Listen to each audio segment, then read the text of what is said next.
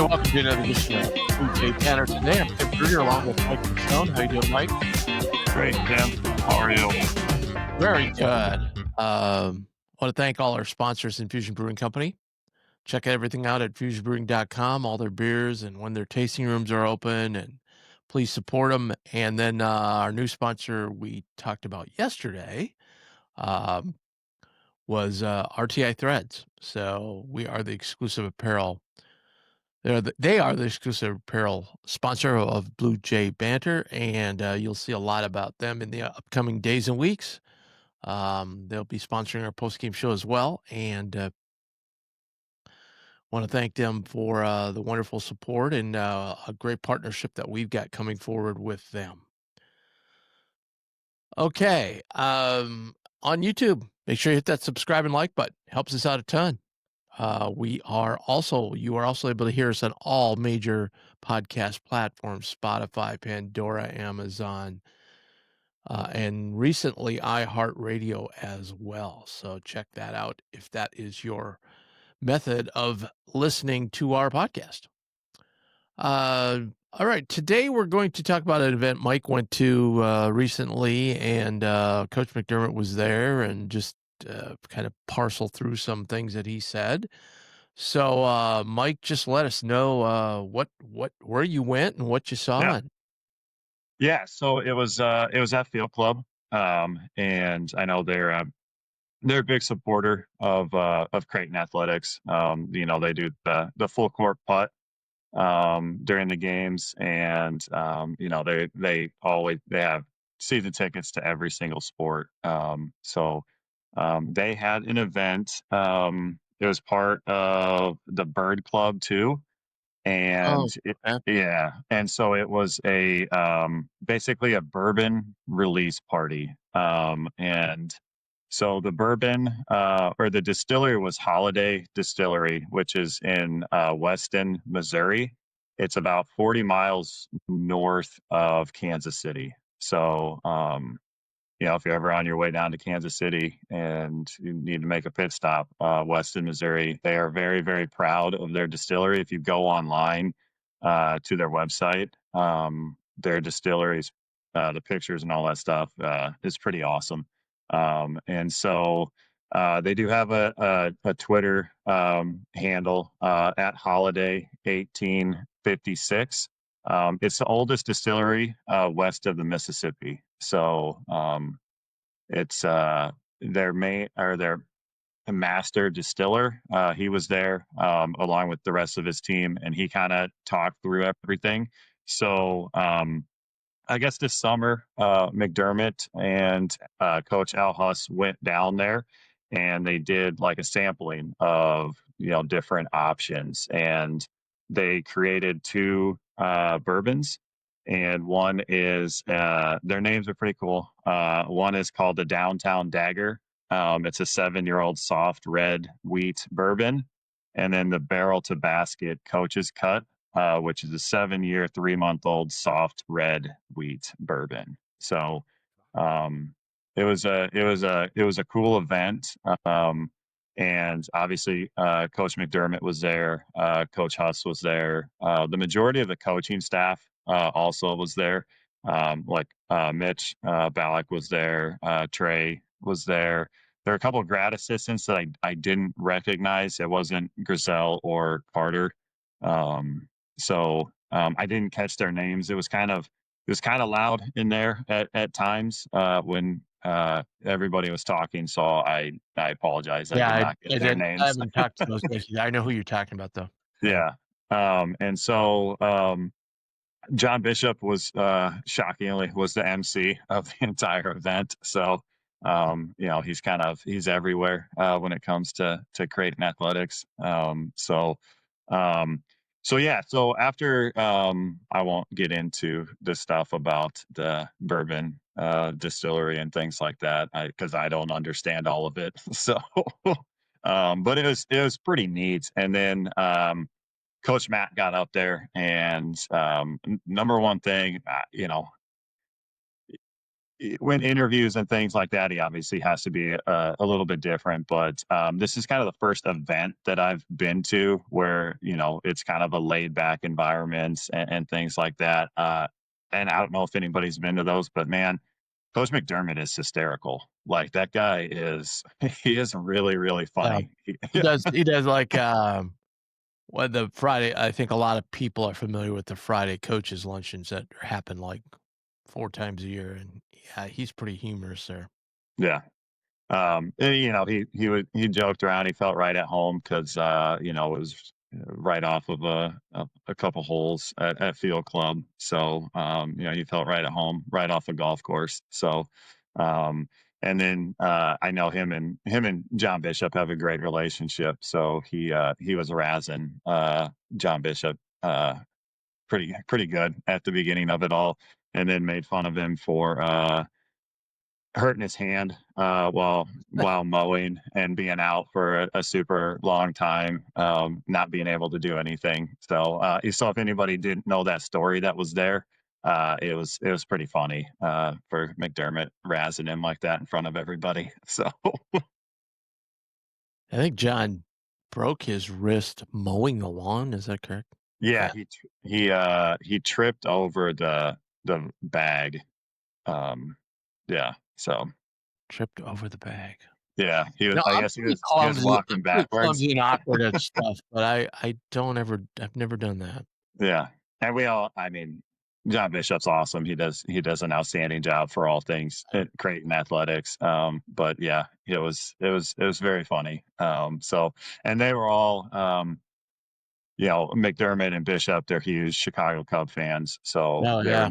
they were needing that to get done, so they could go watch game two there. And I don't want to put any blame on Coach McDermott, but he was there, and the Cubs went up 3-0, and then he left, and the Brewers, hit the game tying home run, and then ended up winning. So I don't want to blame McDermott for leaving, but it might have been on him. So. Um, and then, the Chiefs game was going on, and Coach House is a Oh, big so this is Chiefs on Monday fan. night. Oh my god. Yeah, and Ballack is a huge Chiefs fan. So it was, They yeah, they had the Manning cast was awesome because they had Glenn Powell on, and then they had, Heidi Gardner from Saturday Night Live, formerly Saturday Night Live. She's a yeah, huge Chiefs fan. So that was all pretty funny. yeah. I saw the video of when they threw pick the Interception. the pick six. Yeah. Yeah. It's fun to see things like that and being around Ballack during the game and seeing that, because we all have our fandom and seeing people like that also lose their minds watching their teams play, it's good. So Yeah. Um, so I can okay, get so into it here a little bit. yeah. Yeah. Yeah, I just wanna say one thing back up a little bit. So the Bird Club stuff, if people aren't familiar, that's basically is kind of the NIL depository type thing where, you want to and now I know it's changed again because of these new rules and everything, the revenue sharing and everything. But in years past, um, if we wanted to have a player come to like our infusion events, that's who we would eventually have to deal with was the Bird Club to get the player the proper NIL compensation. Okay, so what did Mac say Yep. about Creighton basketball? Yeah. So actually, so just kind of on that, the NIL part, McDermott kind of, and I think we've kind of talked about this before that, where he believes that Creighton's about sixth in the Big East for, NIL. And so he kind of hit on that, we need to, he's hoping through different channels, things like that, to kind of get us, more towards the top. He didn't go into, who he thought was above us and things like You that. know, you know, I've heard we're higher than that, Right. but uh, I get back to all the stuff that's going on down on campus. Like, Right. I, I make Yeah. 3 phone calls and they have enough money for that. Yeah. Come on, like Yeah. that's why I question. We don't seem to be losing too many players to NIL money that Right. we want. I mean, obviously, there's big time guys, okay, but yeah, okay, whatever. Go ahead. Yeah, no, and just on that, he hit on, all the things that has said before, like, they're still going to go hard after talented high school players. He's not going to be like some coaches that are just going to try to live in the portal and things like that. Like he's going to still go hard after these skilled high school players. And, in the transfer portal, they're going to be very, very selective on the players and the ones that fit their culture. And, he's very proud of, the fact that the guys that they've got have, not been issues when they've been brought into this Creighton culture. So, and that's kind of what he said. He said, yeah, it would be great to go throw money at all these players, but that's not how we're going to operate. We're going to find the right guys that fit the Creighton culture, which I'm perfectly fine with. I don't think you can mess with that because that is what has sustained Creighton for all these years.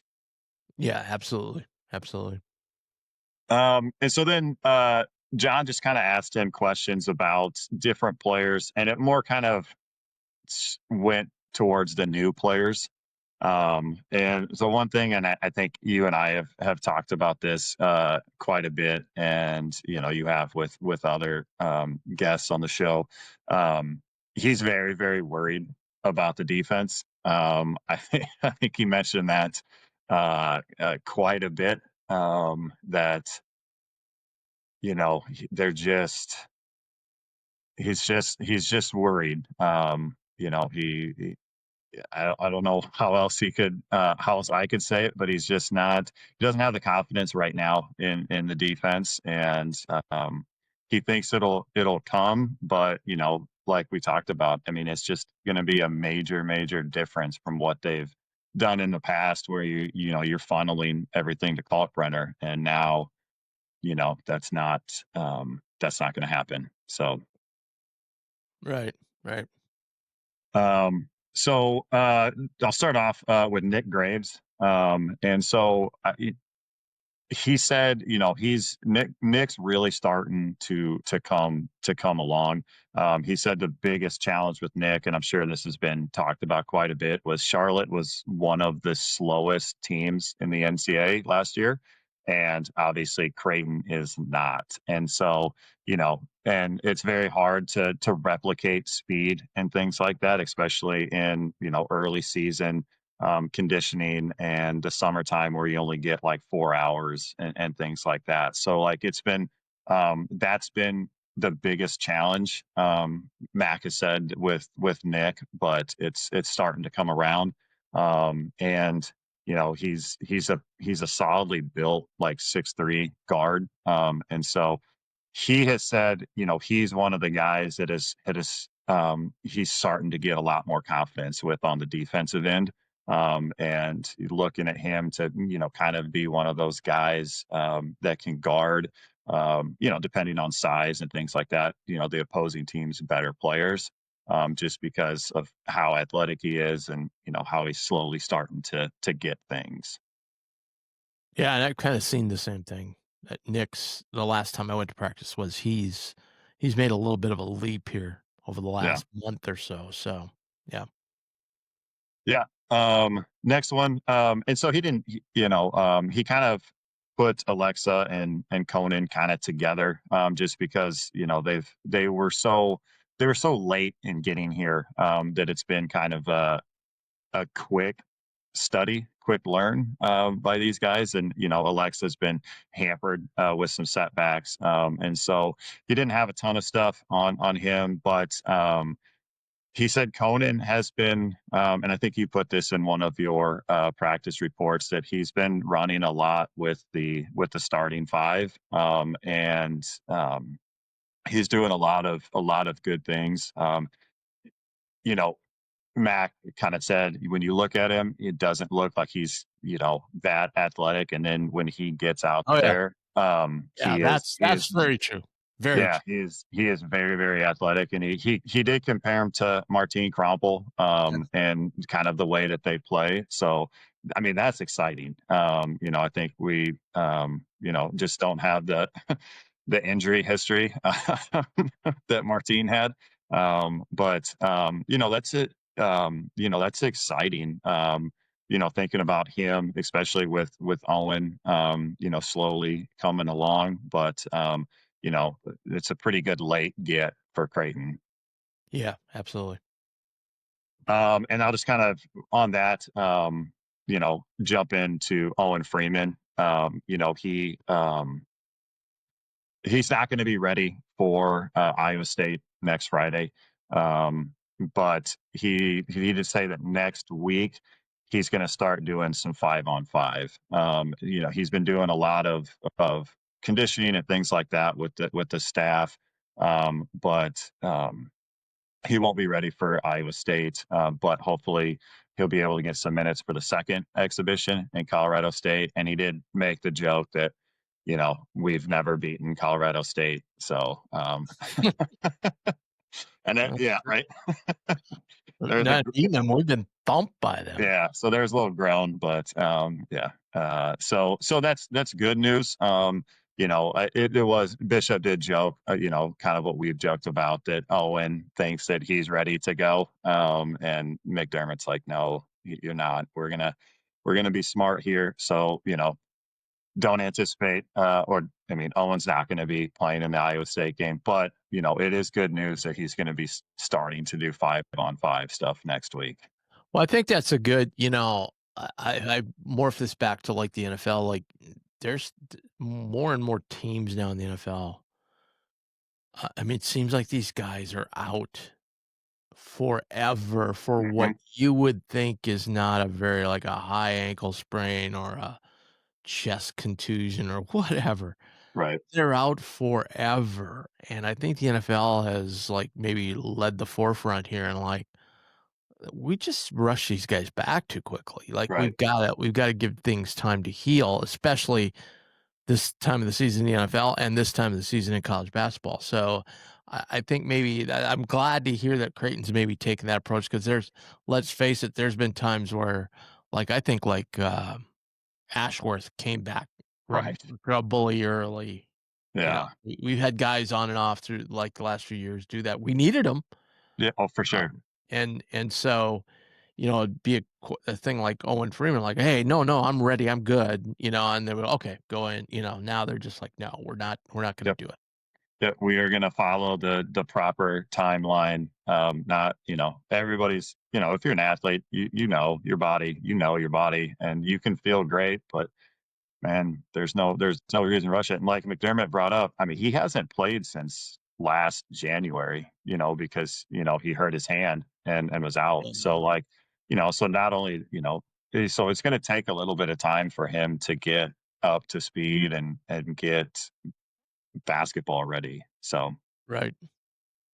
and so then, he talked about Josh Dix, and it's the same thing that we've talked about is like what you see is what you get. Like that guy is steady Eddie, and McDermott has brought up kind of what Mitch talked about at the golf outing, and what we've talked about is man, they want him to do more.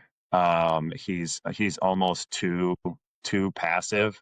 They want him to be more aggressive, and if that means he makes a mistake, and they'll live with it. Well, I think we've watched enough basketball and seen enough and heard enough coaches talk like aggressive plays, and doing things like that. Like coaches get over those mistakes a heck of a lot faster. And so like they're really really, really on Josh to be more and more aggressive and to do things. And he's just a laid back guy. And so, that another thing is, want him to step up and be more of a vocal leader. He did say Owen Freeman is a leader. Yeah, He's a very he's a much so. vo- Very he's much a so. I mean, vocal leader. if you see the 2 of them, I honestly, I have not talked to Josh Dix yet. Yeah, I've talked to Owen Freeman 10 times. I mean, yeah. this is just their personality. Yep. Like Owen comes up to me, you know? Right. Yeah. Yeah. Yeah. And then Austin Schwartz and Blake Harper. Kind of everything that we've heard.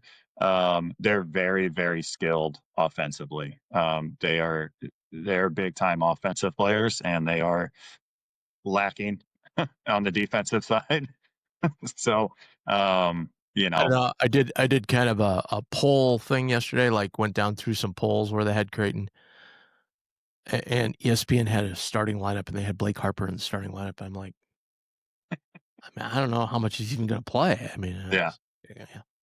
yeah, and like we talked about a while ago, if they can figure it out defensively, excuse me, then they are going to get playing time. But if they're not, if they can't figure it out on defense and their liabilities, I mean, he's just not going to play them. Yeah. So, but I mean, the positive thing is like they are very, very skilled. And he brought up how much better Austin got as the year ended last year for Miami, in just a very, very odd situation with Larinaga, retiring during the season. And so, you could, if you go back and watch any Miami games, I don't know why you'd want to, but if you want to watch Austin play a little bit, he got a lot better towards the end of the year. Two guys that are coming back that I'd like to hear if he had any comments: Jason Green and Fedor. Yeah. So Fedor, I mean, it's what we've heard. They literally did not think he was going to be back. It was like it is just shocking to the entire staff that he was back. They exhausted all of the options that Creighton had to get him eligible, and then Fedor and his family decided, hey, we're gonna pursue one more. We're gonna do the lawsuit towards it, file the lawsuit against the NCAA, and we've all heard NCAA wants nothing to do with that. So they gave him so they gave him 2 years of eligibility. And he's the way McDermott kind of described him was he almost tries to do too much because he's trying to I don't know, like make up for lost time last year and things like that. Where so he's just trying to do maybe a little too much right now, but McDermott, and I mean, it's sometimes easier to kind of bring those guys back down. It's sometimes hard to ramp guys up. So I think McDermott and he didn't necessarily say it, but kind of they're expecting some good things from Fedor this year, just based on how he kind of ended the year last year, and the clear head, don't have to worry about eligibility status. And then Jason Green. So I didn't know this. He's been, I guess, battling some kind of nagging injuries.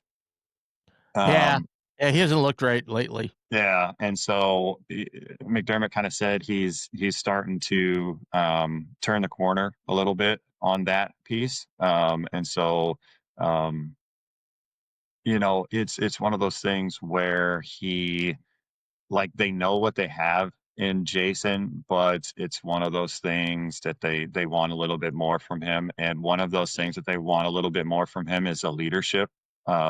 He's been in the program for what, this third year, fourth year. Um, and so, they need, and, it's tough. Guys aren't, he's another laid back guy. But, they want some more leadership from him. And, McDermott and them are putting a lot on him. He needs to stay healthy. It seems like he always has something. So, Yeah. Hey, we could talk about this probably for 4 hours, which would be awesome.